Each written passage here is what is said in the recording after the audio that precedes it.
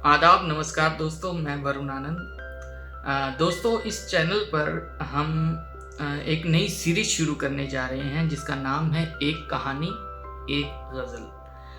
कहानी जो आपको मोटिवेट करेगी आपकी ज़िंदगी के लिए और कहीं न कहीं हमारी ज़िंदगी से जुड़ी हुई बातें उस कहानी में होंगी और गज़ल उससे मेल खाती हुई, उससे रिलेटेड गज़ल आखिर में मैं आपको सुनाऊँगा। तो आप सबकी मोहब्बतों का मुझे एक बहुत बड़ा साथ चाहिए, जिसकी वजह से मैं इस सीरीज़ को लगातार आगे करता रहूँ और हमारी पूरी टीम जो है वो इस पर काम कर रही है। और आप जानते ही हैं कि किसी भी चीज़ को करने के लिए बहुत सारा हौसला, हिम्मत चाहिए होती है और उसके लिए बस आपको कुछ नहीं करना है, सिर्फ़ आपको अपनी मोहब्बतों से हमें नवाज़ना है और बाकी का काम हम खुद करेंगे। तो आइए शुरू करते हैं इस आज की कहानी को। ये कहानी है एक ऐसे व्यक्ति की जो ज़िंदगी में कभी कामयाब नहीं हुआ करता था और बहुत सारे उसने काम किए, बहुत सारी उसने कोशिशें की, लेकिन कभी कामयाब नहीं हुआ। तो इस बात का उसे अक्सर मलाल रहा करता था कि मैं औरों की तरह मैं कामयाब क्यों नहीं होता हूँ किसी भी काम में।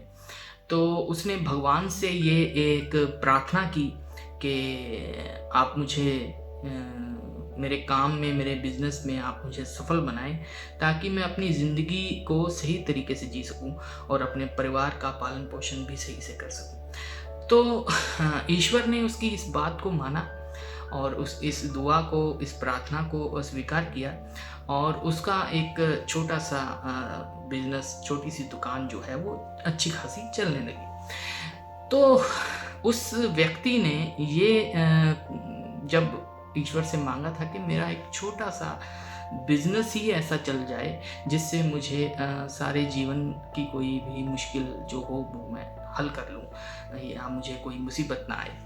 तो ईश्वर ने इसका प्रबंध कर दिया। अब वो दुकान थोड़ी नहीं बहुत ज़्यादा चलने लगी और होता क्या है कि ईश्वर से हम जब थोड़ा-सा भी माँगते हैं तो वो हमें थोड़ा नहीं बहुत सारा देता है। वो एक कहावत है कि छप्पड़ फाड़ के देना।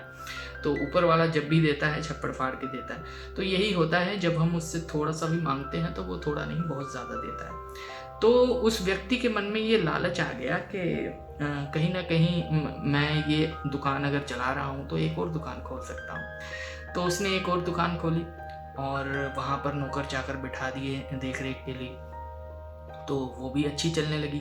तो वहाँ से एक और दुकान, उससे उसके बाद एक और तीसरी, चौथी दुकान, ऐसे करते-करते 3-4 दुकान उसकी हो गई। तो अच्छी चलने लगी, पैसा तो बहुत आ गया, लेकिन पैसे के साथ-साथ चिंताएँ और परेशानियाँ भी आईं। चिंताएँ ये कि इतने बड़े धंधे को सँभाला कैसे जाए, और देखते ही देखते उस व्यक्ति ने बिस्तर पकड़ लिया। और फिर उसके बाद वो व्यक्ति बिल्कुल असहाय, बिल्कुल कुछ भी ना करने की हालत में जब हो गया, तब एक बार फिर से उसे ईश्वर याद आता है और वो ऊपर वाले से, भगवान से यही प्रार्थना करता है और अपनी गलती का एहसास भी करता है कि हे ईश्वर, मुझसे जो गलती हुई है, मुझसे जो भूल हुई है, मैं जान गया हूँ, समझ गया हूँ। आपसे मैंने जो माँगा था वो बहुत अच्छा माँगा था और बहुत थोड़ा माँगा था, लेकिन आपने मुझे ज़्यादा दिया और उसके बाद मैंने उसे और ज़्यादा करने के चक्कर में बहुत सारी परेशानियाँ पाली और देखते ही देखते मैं बिस्तर पर आ गया। अब ये कहानी जो हमें सीख देती है वो ये है कि जितना भी हमारी ज़िंदगी में है वो काफ़ी है और जितना भी हमने ऊपर वाले से माँगा और उसने हमें उतना दिया, वो हमारी ज़िंदगी में बहुत है। तो हमको ज़्यादा के लालच में, कभी जो थोड़े में हमको जो गुज़ारा हो रहा है, जो हमारा जीवन यापन अच्छे से हो रहा है और हम खुश हैं उसमें, वो हम खुशियाँ कहीं न कहीं खोने लगते हैं।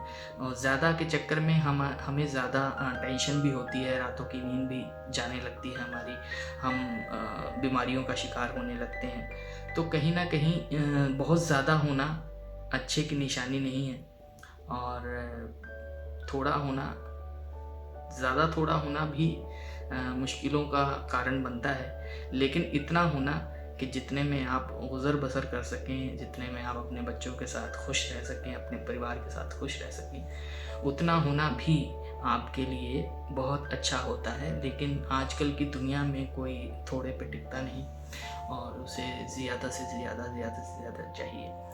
तो ये कहानी थी और इस कहानी में हमें यही सीख मिलती है कि हमें जितना भी मिला है वो हमारे लिए बहुत है और हमें कभी भी ज़्यादा का लालच नहीं करना चाहिए। अगर उसने देना होगा हमें ज़्यादा तो उसका प्रबंध भी वो करेगा। तो ये थी आज की कहानी और आइए अब हम आज की गज़ल की तरफ चलते हैं, जो इससे ही थोड़ी थोड़ी मेल खाती है। 2-3 शेर तो बिल्कुल कुछ ऐसे ही हैं इसके। सुनिएगा कि बादशाहों की अना पल में मिटा देता है, बादशाहों की अना पल में मिटा देता है, छीन कर ताज वो कासा भी थमा देता है। कासा कहते हैं भिक्षा पात्र को, भीख मांगने वाला कटोरा। बादशाहों की अना पल में मिटा देता है, छीन कर ताज वो कासा भी थमा देता है। खेल अब खत्म है ये सबको बता देता है, खेल अब खत्म है ये सबको बता देता है, जब वो मिट्टी में ही मिट्टी को मिला देता है। खेल अब खत्म है ये सबको बता देता है, जब वो मिट्टी में ही मिट्टी को मिला देता है। चाहिए हमको वही जिसके नहीं काबिल हम, चाहिए हमको वही जिसके नहीं काबिल हम, उससे खुश कोई नहीं है जो खुदा देता है, उससे खुश कोई नहीं है जो खुदा देता है। वो खफा जब भी हुआ करता है मुझसे आनंद, वो खफा जब भी हुआ करता है मुझसे आनंद, मेज से फिर मेरी तस्वीर हटा देता है। तो ये थी आज की गज़ल और आज की कहानी। आपकी मोहब्बतें अगर हमको मिलती रही लगातार तो हम इस चीज़ को बिल्कुल जारी रखेंगे और आपसे गुफ्तगू और आपसे बातचीत का सिलसिला हमेशा जारी रहेगा। बहुत बहुत शुक्रिया।